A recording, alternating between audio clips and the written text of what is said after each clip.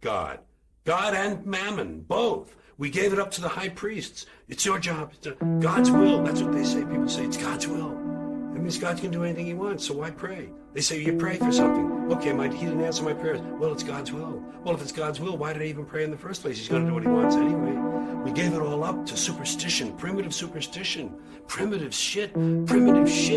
With invisible man in the sky looking down, keeping track of what we do, make sure we don't do the wrong thing. If we do, he puts us in hell and we burn forever. That kind of shit is very limiting. It's very limiting for this brain we have. So we keep ourselves limited, and then we want a toy and a gizmo and gold, and we want shiny things, and we want something to plug in that'll make big things for us. And all that shit is nothing.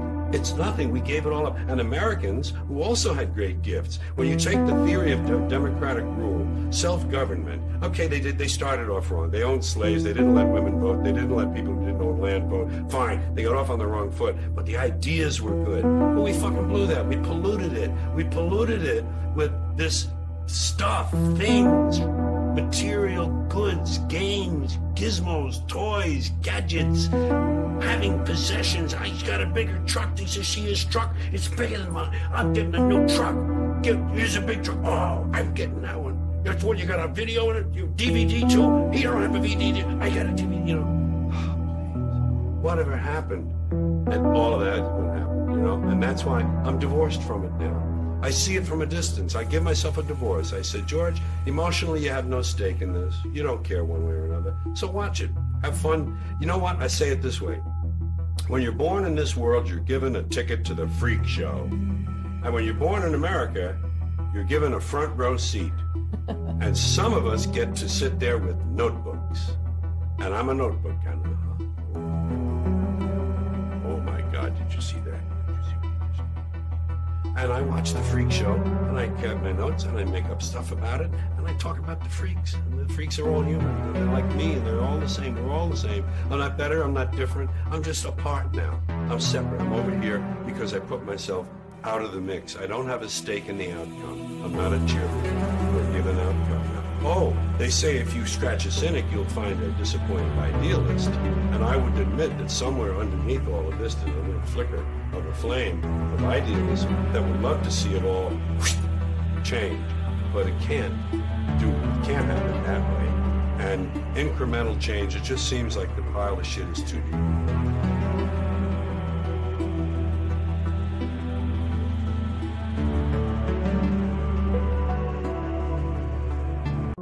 Ones that you say you do not prefer. However, you cannot do so by denying any of your creation. Interestingly enough, many individuals are all the more willing, with pride, zest, and zeal, to admit that the things that they prefer in their lives are their creation. But the ones they don't, not so easy. The ones they don't, perhaps they feel slipped in there when they weren't looking. Allow us to address those creations. The creations that were, in that sense, product of unconscious beliefs, but no less your creation. Though those unconscious beliefs most often reveal realities perhaps you do not prefer. But there is a way to transform them. And first of all, allow us to say that you can never get rid of anything that you create, for you are the entire universe and there is no outside. Therefore, there is nowhere to put it. Therefore, you can transform something, you can integrate it, you can change its state. But attempting to push it away or get rid of it is only denying your creation. And denial of your creation does not put you squarely back into the position to transform it. You can only transform any creation or any belief if you first acknowledge and own that you do believe. And that is the difference between denial and transformation of your reality. Therefore, allow us to now address the creations within your life that you say you do not create. All symbols, all events within your reality, again, are part and parcel of you. You cannot truly separate yourself from them, because again, you are not within a reality, the reality is within you. So therefore, you can truly look at any of the symbols has a neutral set of props that gives you the opportunity when interacting with that portion of your consciousness to determine how you wish to label it. What significance you assign to it is up to you. And here's the clincher, as you say, the significance or meaning that you assign to any neutral symbol determines the effect that you get out. So therefore, any non-preferential creations that very often may seem even to repeat and be repetitive have been ascribed a particular label by you that has resulted in the negative, unpreferential experience. Now, what this affords you is the ability to understand again, because they are, in a sense, a neutral set of properties. You can choose to label it any way you wish, and being neutral, what this means is there will always be 100% potential for a negative outcome or a positive outcome from the same circumstance. So therefore, you can begin to use all your creations in a positive way. You can begin to utilize the creations you say you do not prefer by looking at them, by reassigning, by reinterpreting your relationship to that symbol, to that aspect of your consciousness. For again, it is all one thing. Therefore, when you find yourself experiencing a negative reality, understand that you have labeled it negative. Perhaps it is an overwhelming symbol. That is how your society labels it. That in general immediately gets slapped with a negative label. But remembering that it is all neutral, you can turn it around. Because it also has 100% potential for positive. It also always can have a positive interpretation as well. And your sheer willingness to even look, even think that it is possible to look at what is positive about something that you formerly have only labeled negative will open many doors within your consciousness and begin to rejoin the many divisions and segments that you chop your Jupiter and Saturn will be out here. And so in the next few minutes, we will follow the progress of a radio signal. And this is the fastest that anything can travel. So what we are going to see is the fastest travel time that is possible. Now, what I would like to do now is to, while we're waiting for the light to get to other planets, to begin a discussion of a particular planet. We would like to study in some depth a strange and exotic world. Let us imagine that we know nothing about this world, that we have no prior information about it, and we approach it with absolutely open minds. We have no prejudices about whether it's inhabited or not, whether there are volcanoes or rivers, or if there are inhabitants, what they look like. Maybe they are all squamous blue ovoids with 30 tentacles and float 1 meter above the ground. Or perhaps that's what we look like.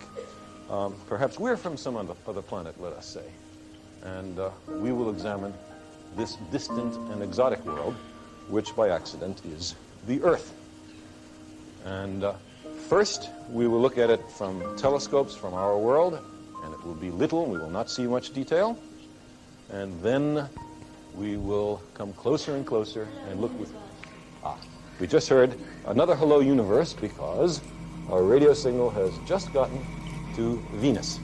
And we will shortly be interrupted by another hello universe when it gets to Mars. It's just reminding us of the progress of our radio message. We will look mostly with photographs, first from our planet, as I said, then we will put cameras on imaginary spacecraft which will fly by the Earth, then go into orbit about the Earth, and then land on the Earth and look around and see whatever is to be seen. Now, in addition to looking, we can use scientific instruments to determine other factors about a planet. For example, we could pass the sunlight reflected off the planet through a device called a spectroscope, which divides the light up into individual colors or wavelengths. And if there are colors or wavelengths missing, subtracted by the passage of sunlight through the planetary atmosphere, we can, by appropriate laboratory comparisons, determine something of the chemical composition of the atmosphere of the Earth. And we would find that it was composed of nitrogen and a rare and poisonous gas called oxygen, some carbon dioxide, some nitrogen, small amounts of water vapor, ozone, some other gases. All of that could be determined remotely without ever going there. Hello. It has just reached Mars. Another thing we could do, we know how far the Earth is from the sun, we know how much sunlight is absorbed by the Earth. We could calculate how hot the Earth ought to be from the sunlight which reaches it. We could test that idea by putting a heat-sensitive device, a thermocouple, say, at the focus of a large telescope and see how much infrared or heat radiation the Earth gives off to space. And in that way we could begin to get some idea of the physics and chemistry of the Earth's environment. Well, I'm going to now begin this exercise, and I would ask you, oh yes, Mercury, it's just reached Mercury, is it? Yes. And I would ask you to pretend that you do not come from the Earth. You are from somewhere else. You don't know about the Earth. You wish to find out. Well, here's our first view. It's not very much. Hard to tell much about the strange planet Earth from this view. We see a half Earth. We already know it goes through phases. We see white with some patches. Given moment. Again, if it is misery, it is complete and perfect misery. It is an expression of your creatorhood. But again, that is generally a product of unconsciously creating, automatically creating, without any thought, which again takes simple and small notions for granted that when you seem to perpetuate, give a certain limiting effect. When you are in the phase of acceleration, you attract the knowledge that allows you to begin to transform or replace many of these small limiting notions with more empowering ones. For again, you contain them all. You do not need to get rid of these old dated ideas and obtain new ideas. You simply choose to express the ideas that are now more representative of who you choose to be. For when you awaken to the idea that you can be who you wish to be, you then again created the ability to accelerate that awareness, to begin to expand yourself according to preference. When this goes beyond mere theory and beyond mere wishful thinking, you enter into the final phase of transformation, which is simply being the person that you prefer to be, without middle steps.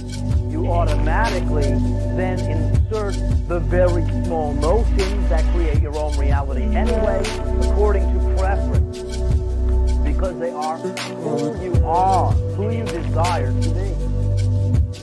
So because you already function this way, there is nothing really new to master or learn. Simply begin to allow yourself to consciously attract the knowledge, to begin to create your reality consciously according to preference. So in as much as you already create the circumstances of your life through, as I have said before, just deciding you are a particular way, trusting that you are a particular way, or having faith, or having complete conviction that you are a particular way, and then acting as though you trust you are that way, you can use your free will, you can use your preference, you can use your desire to decide according to preference. You do not truly have a momentum of being a certain way that you need to overcome You create yourself discreetly right now, whenever it is. It is always right now. Right now. Even right now. Right now. Right now. Always. That right now and your ability to absolutely make the decisions you do from what's available right now, the thing that is most representative of who you choose to be, is your point of power itself. Is what tells you, well, if I can change right now, and I do change right now, that momentum is just an illusion. Or if there were such a thing as momentum, it would go past right now. I would not be able to change right now. So either there is momentum, or you completely create in the moment. Now, more accurately, because you contain it all, both are true. And rather than allow them to overwhelm and confound you, look at it as choice. For if both are true, it is not a matter of proving one or the other. It is a matter of choosing. Do I wish there to be a momentum that I have to overcome, which creates the necessity for perpetuating a path and the effect from that path, the locomotive train of that path going right past this particular moment? Or do I choose to understand that right now is the only moment that I function from? And if I choose, by the way, to buy into the past having an effect, I am doing... To read Karl Marx? Rupert. That's a valid answer. Well, if you're not a communist, what are you? Nothing. Nothing? I dislike all forms of government. But somebody must rule. And I don't like the word rule. Well, if we don't like the word rule, let's call it leadership. To read Karl Marx? Rupert. That's a valid answer.